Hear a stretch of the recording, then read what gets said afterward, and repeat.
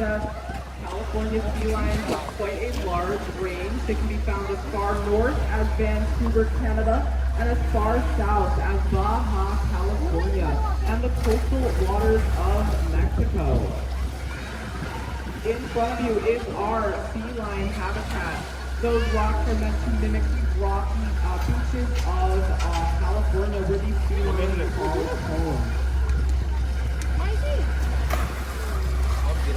Now you might see that our sea lions are doing something right now that looks as though they are jumping in and out of the water. This is a natural behavior called porpoising. In the wild, a sea lion would porpoise if they wanted to catch some speedy prey or maybe escape a hungry predator like an orca or a shark. This is because it allows them to move much faster, as close to up to 25 miles an hour.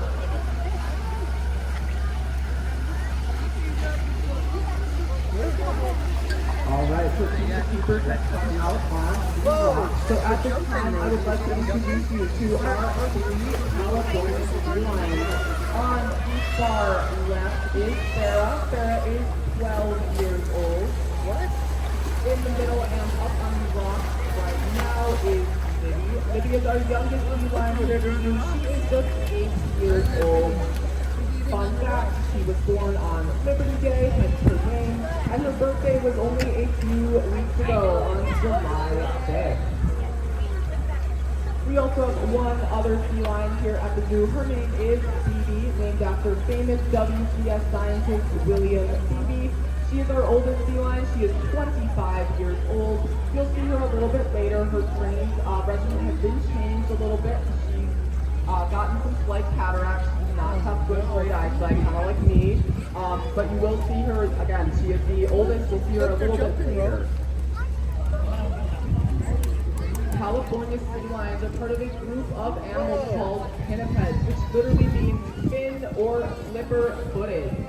If you just saw Libby up there flap her hind flippers together, you can see that that is a fitting name. That is something that Libby likes to do. It's a little personality trait that when she gets excited, she does flap her hind flippers together. We always like to see it. Pinnipeds are a pretty large group of animals. They include sea lions, but also true seals and walruses. True seals are, example of that would be the harbor seals that you can see in our own New York waters, or at the aquarium out on Coney Island.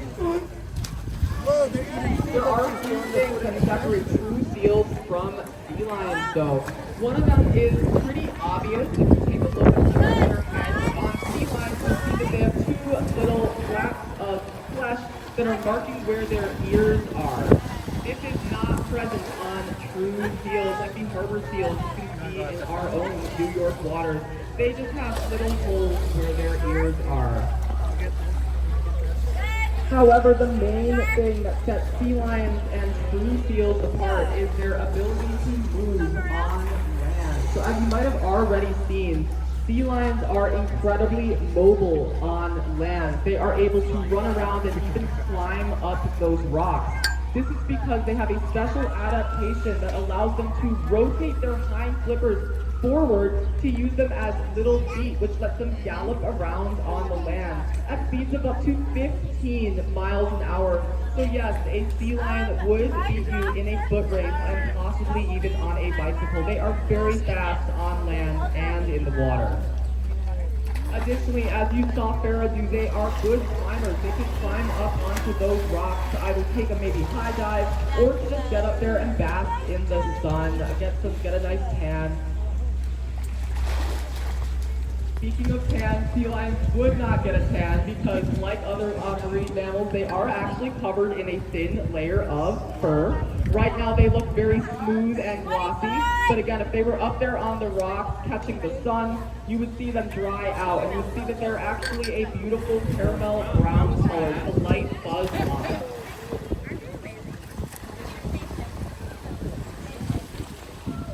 Sea lions are very well adapted to both land and water living. However, they have a couple of really cool adaptations that allow them to survive in the water. One of these is their eyes. Their eyes are adapted to low levels of light, which allows them to see in very, very deep water where not a lot of sunlight is going to penetrate. Speaking of this, sea lions can dive hundreds of feet, and they can hold their breath for up to 10 minutes. But how do they do this? Because that is a long time to hold your breath. Well, the answer is kind of crazy. What they do is they slow their own heartbeat down, and they restrict the blood flow of their body to only the most vital organs. This basically allows them to conserve oxygen so that they can stay underwater for long periods of time.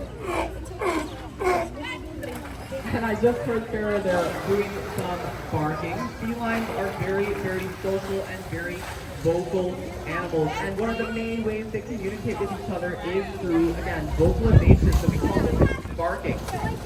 Felines will bark for a variety of different reasons. It might be to warn other felines of a predator. It might be because you're a male feline and you're establishing your territory. Or you might be a little baby feline and you might want to let your mother know where you are. Felines are very, very attuned to the barks of each individual that they know. So for example, on a beach filled with hundreds of different felines, a mother feline can actually recognize her pup's bark among all of that noise, which is really, really incredible.